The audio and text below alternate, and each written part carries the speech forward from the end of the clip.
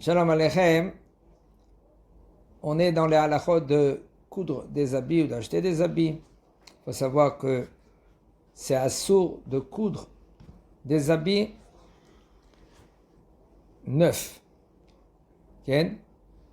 Mishu Hayat Oman Shvanasato, si maintenant il coud et c'est son sale métier, il est pauvre, s'il ne va pas continuer à coudre, eh ben, il est pauvre, il ne pourra pas manger, il n'aura pas de quoi manger. Alors, il dit le Rav, c'est moutard, il peut continuer à coudre. Okay? Même si c'est Shabbat lui-même, il peut coudre. Peut-être que ce jour-là, c'est pas bien aussi de travailler, c'est bien de rester et s'occuper selon l'instruction du temple. Okay? Même ceux-là, maintenant qu'il a l'habitude de faire des fils, c'est moutard pour eux. Moutarot ladvot ga machar rosh chodesh av. Et à plus forte raison, si maintenant ils font cela pour le tzitzit katan. Okay? Parce que les chachamim, ils n'ont pas institué, ils n'ont pas fait l'exéra au niveau de c'est une mitzvah. Si c'est une mitzvah, alors il n'y a aucun problème. Asur nashim lirkom. Si par exemple une femme maintenant elle a l'habitude de tricoter, c'est assour.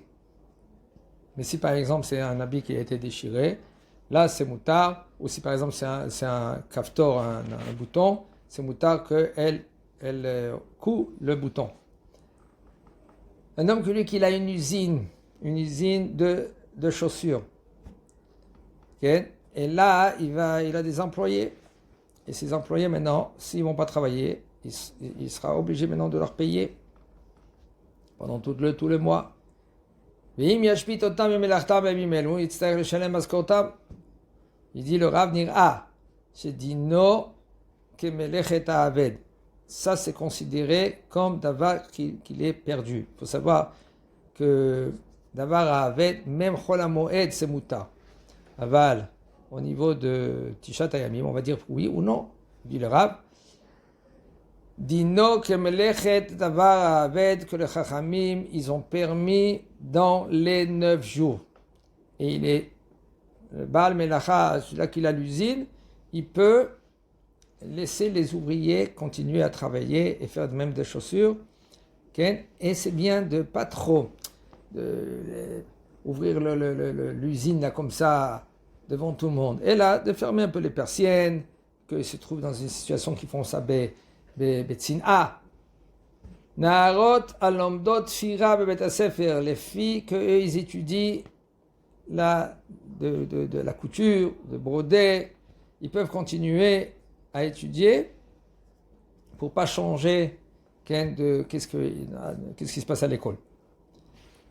Okay. Quand même, quelqu'un que lui qui a une brit mila ce jour-là, de même Shabbat, il peut même broder pendant, quand même pas broder, quand même de faire un coussin. C'est moutard de faire un coussin, okay. Même un jour avant Tisha B'Av.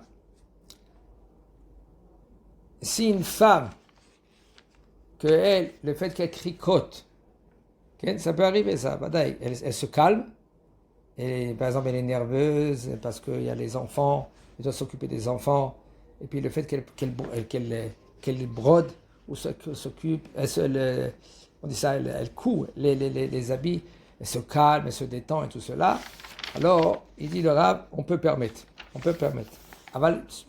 Il faut qu'une femme qu'elle ait amitié avec elle. C'est pas que maintenant, ça dépend. Ça s'appelle troufa. Troufa, c'est un médicament. Ok. Av Shabbat Chazon.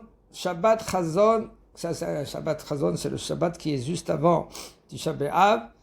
Quand même, ce Shabbat, il faut mettre des habits de Shabbat normal. Il ne faut pas faire comme certains qui disent que là maintenant on est proche de Shabbat, on va mettre des habits qu'on a déjà on a mis.